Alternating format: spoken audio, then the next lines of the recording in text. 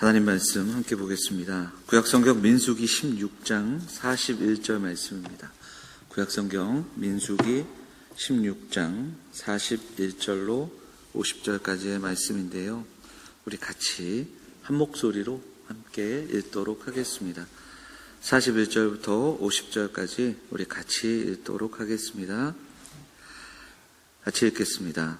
이튿날 이스라엘 자손의 온 회중이 모세와 아론을 원망하여 이르되 너희가 여호와의 백성을 죽였도다 하고 회중이 모여 모세와 아론을 칠 때에 회막을 바라본즉 구름이 회막을 덮었고 여호와의 영광이 나타났더라.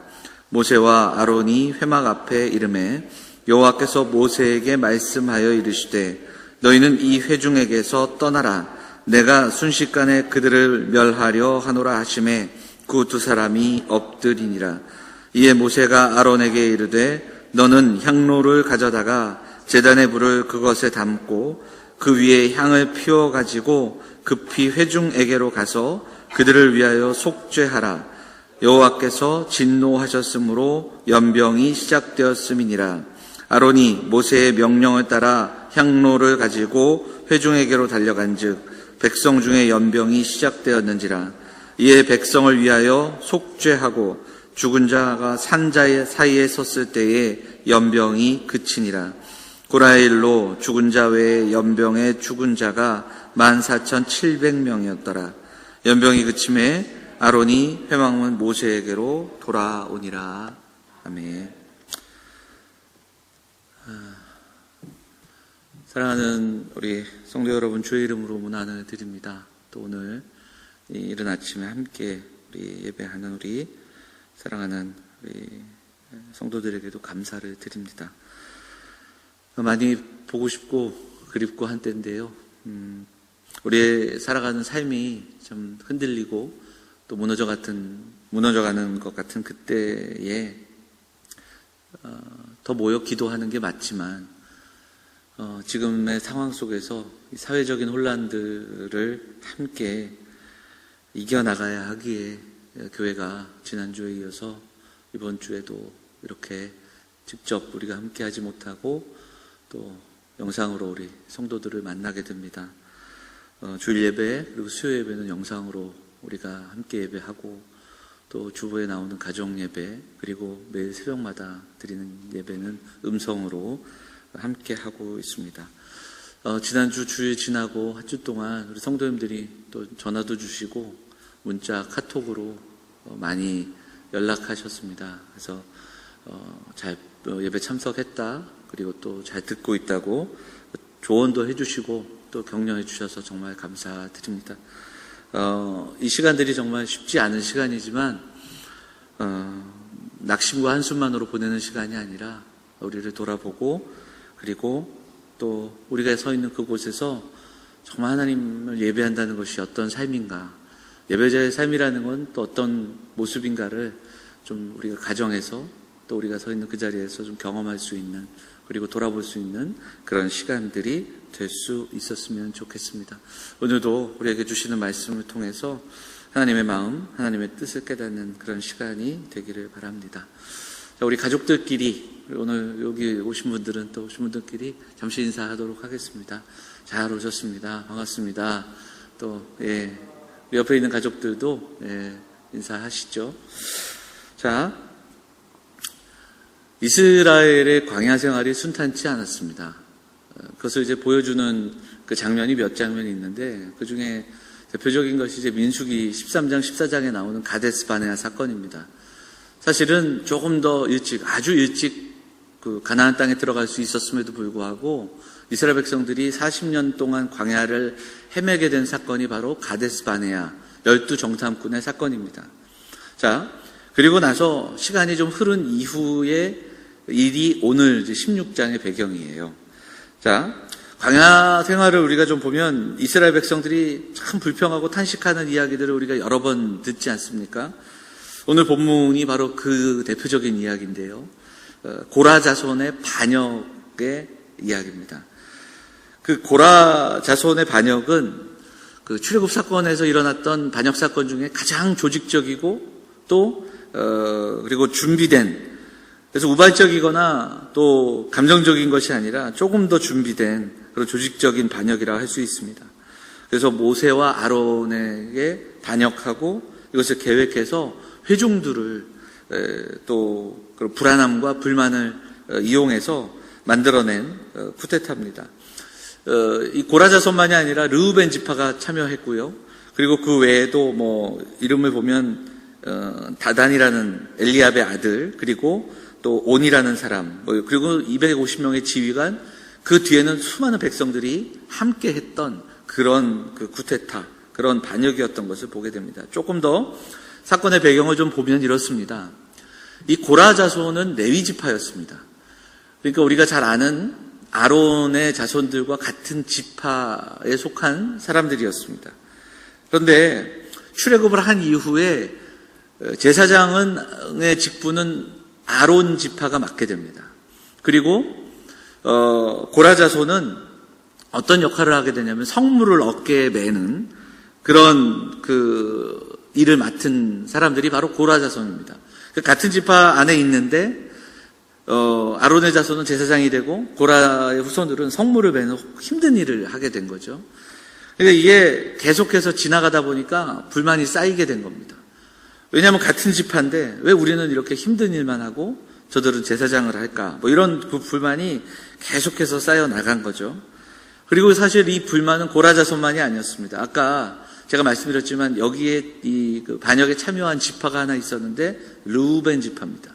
근데 르우벤 지파가 참여했던 그 이유 가운데 하나는 사실 르우벤은 야곱의 장자였습니다. 그런데 그가 혈통상은 장자임에도 불구하고 여러 사건을 통해서 유다 지파에게 그 장자의 어떤 직분들이 이렇게 옮겨지고 그리고 그 자기의 장자권을 잃게 되는 것에 대한 불만이 그 지파에게도 쌓였던 겁니다. 그 불만이 있는 사람들끼리 모여 그 불만이 더 확대되고 그리고 또 반역으로까지 확대되는 이야기가 오늘 본문의 배경입니다. 이후에 향로에 불을 담아 올 것을 요청하면서 제사장 자격이 누구에게 있는가? 이제 모세가 이제 볼 때 하나님이 이 사건에 개입하시고 그리고 이 16장 전체의 내용 속에 보면 고라 일당이 결국은 몰살당하게 됩니다. 자, 근데 중요한 것은 이렇게 하나님께서 그들을 보시면서 책망하시고 징계하셨을 때에 그 뒤에 있던 백성들의 모습입니다. 그러니까 이 모든 사건을 보면서도 백성은 깨닫지 못하고 여전히 모세와 아론을 불평하고 그들에게 불만을 갖고 있는 장면이 이제 오늘 우리가 봉독한 본문의 시작, 배경이 되는 겁니다. 자, 41절을 한번 읽어보도록 하겠습니다. 41절 읽어보죠. 같이 읽어볼까요? 같이 읽겠습니다. 시작. 이튿날 이스라엘 자손의 온 회중이 모세와 아론을 원망하여 이르되 너희가 여호와의 백성을 죽였도다 하고 이렇게 되어 있습니다. 사건이 한번 끝났을 때 이걸 보면서 깨달아야 되는데 깨닫지 못하고 그들이 또 모세와 아론에게 나아갑니다. 그리고 불평하고 원망하는 장면이 오늘 본문의 시작입니다. 그리고 나서 하나님께서 이 모습을 보시고 다시 개입하십니다.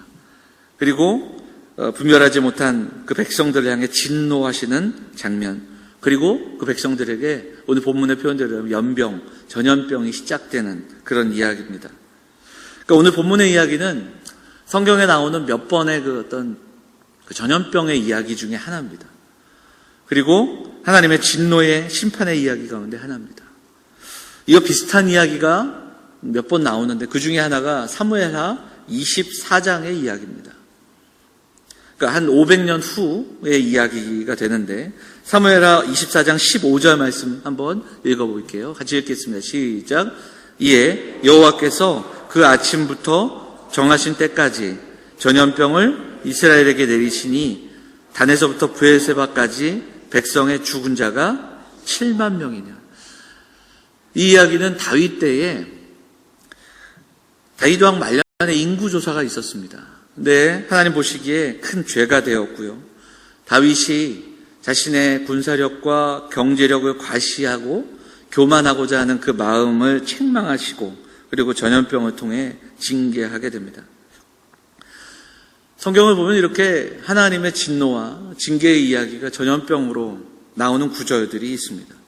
그러니까 이 땅에 하나님의 통치가 있고 섭리하시기에 이 땅에 일어나는 어떤 일도 하나님의 섭리를 떠나는 일은 없기 때문입니다. 하지만 여러 차례 말씀드리지만 심판과 저주 그리고 진노에 대한 이야기를 할 때는 우리는 매우 신중하고 조심해야 합니다. 그러니까 성경의 말씀은 항상 이스라엘 백성들을 책망하는 이야기였고 교회를 향해 쓰신 편지입니다. 그래서 우리가 심판을 이야기하기 전에 우리 자신이 하나님 앞에 겸비하고 회개하고 긍휼을 구하는 일이 먼저 있어야 한다라는 겁니다. 자, 오늘 본문으로 좀 다시 가시면 제가 오늘 봉독했던 민수기 16장과 사무엘하 24장 이 사건 동일한 사건, 그러니까 전염병을 배경으로 하고 있는 사건에 또한 비슷한 상황들 그리고 동일한 특징이 하나 있습니다. 그게 뭐냐?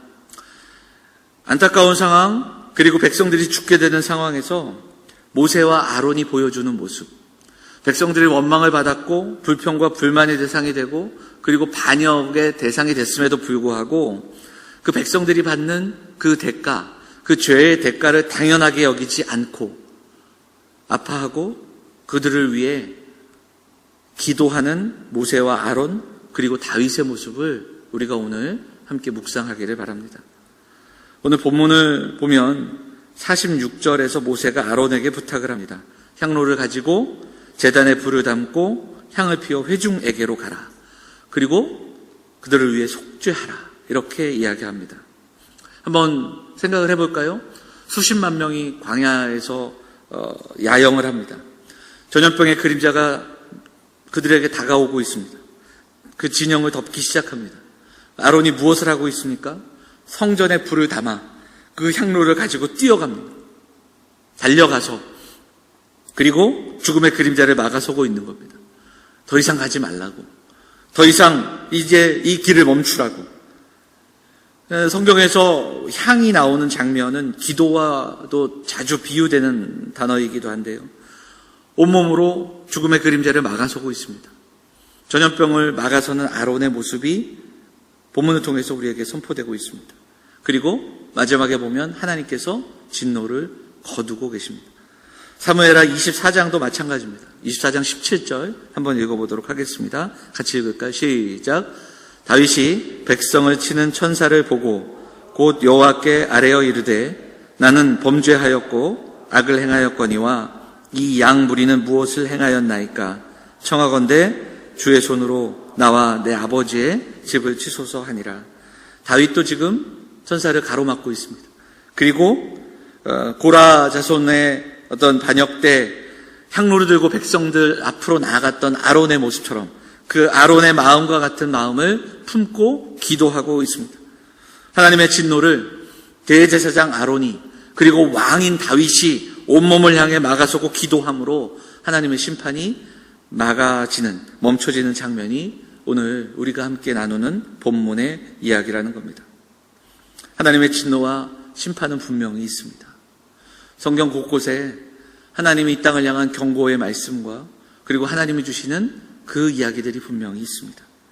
그리고 그것만 있는 것이 아니라 그 진노와 심판 앞에서 하나님 앞에서 온몸으로 막아내던 사람들의 이야기가 성경에 분명히 나오고 있다라는 겁니다. 오늘 본문 민수기 16장 48절 우리가 함께 다시 한번 읽어보도록 하지요. 16장 48절 같이 읽겠습니다. 시작. 죽은 자와 산자 사이에 섰을 때에 연병이 그치니라. 죽은 자와 산자 사이, 그 사이에 누가 서 있습니까? 아론이 서 있습니다.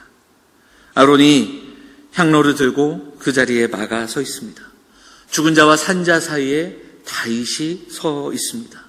다윗이 온몸으로 막아 기도하며 자신의 죄를 구하며 오히려 나와 내 아비 집을 쳐달라고 그렇게 기도하고 있습니다.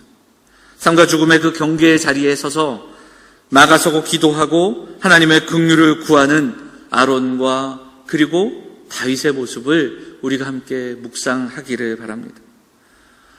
아주 오랜 후에 이 산자와 죽은 자 가운데 서 있던 한 사람이 있었습니다. 한 분이 계셨습니다. 그분이 누구십니까? 골고다에서 십자가를 지신 주님의 이야기입니다. 죽은 자와 산 자 사이에 서서 죄로 말미암아 죽을 수밖에 없던 자들, 그러나 그들을 그리스도 안에서 산 자로 삼시기 위해 이 땅에 오셔서 십자가에 달리시고 고난과 십자가를 마다하지 않으시며 그 하나님의 진노를 막아서시던 주님의 모습도 우리가 기억할 수 있기를 바랍니다. 그리고 부활하신 주님은 이 땅에 그 자리에 교회를 세우시고 성도들을 허락하셨습니다. 사랑하는 여러분, 오늘 이 말씀을 통해서 우리가 살아가는 삶의 자리에서 성도가 있어야 하는 자리가 어디인지, 교회가 있어야 하는 자리가 어디인지를 묵상하고 기도하는 이 아침이 될 수 있기를 간절히 소망합니다. 이 시대에 참된 제사장은 누구이며 죽은 자와 산 자 사이에 서서 기도하는 사람들은 누가 돼야 하겠습니까? 제사장이니까 목회자들이, 교역자들이, 또 오늘 이 자리에 함께 하신 우리 장로님들이 구약시대 제사장의 직무를 보면 제사만을 드리는 사람들이 아니었습니다.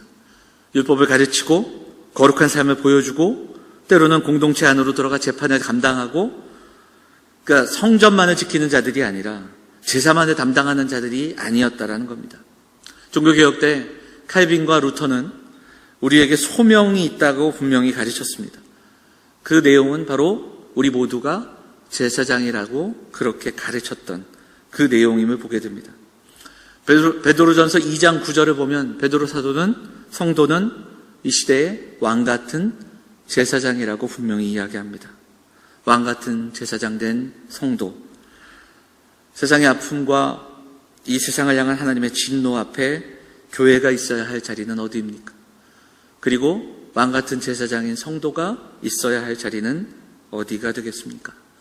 오늘 본문을 우리가 다시 한번 묵상할 때 아론이 서 있던 그 자리, 다윗이 서 있던 그 자리, 우리 주님이 서 계신 그 자리가 우리가 이 땅 가운데 살아갈 때 지금 우리가 있어야 할 자리인 줄 믿습니다. 다윗처럼, 아론처럼 우리의 자신을 돌아보고 우리를 먼저 주님 앞에 우리의 죄를 고하고 애타는 심정으로 기도할 수 있는 사랑하는 성도들이 되어주시기를 부탁을 드립니다. 반짝이는 영광의 자리로 나아가는 것은 쉽습니다. 하지만 오랜 동안 조금씩 그리스도인의 삶을 살아간다는 것은 정말 어려운 일이다. 제가 여러 번 말씀을 드렸습니다. 교회가 반짝이는 영광의 자리에 서 있지 않기를 바랍니다. 성도가 오랜 시간 동안 조금씩 그리스도인의 삶을 살아간다는 것 정말 어려운 일입니다. 성도는 거룩한 무리이고 거룩함은 오늘을 살아가는 신실한 존재로 우리의 삶을 구원을 증명해내는 것입니다. 희망이 없고 소망이 없는 그런 삶의 자리에서 우리가 있어야 할 모습, 우리가 있어야 할 자리를 한 번 더 기억하고 기도하는 사랑하는 성도들이 다 되시기를 간절히 부탁을 드립니다. 지금 살아가는 우리의 삶이 일반적이지 않은 일상을 보내고 있습니다. 성도들의 이야기를 들어보면, 또 연로하신 어른들의 이야기를 들어보면 우리가 살아가는 지금 이 삶이 살아오면서 이런 적이 있었나 싶을 만큼 참 암담한 시간들을 보내고 있습니다. 왜 이런 일들이 있을까?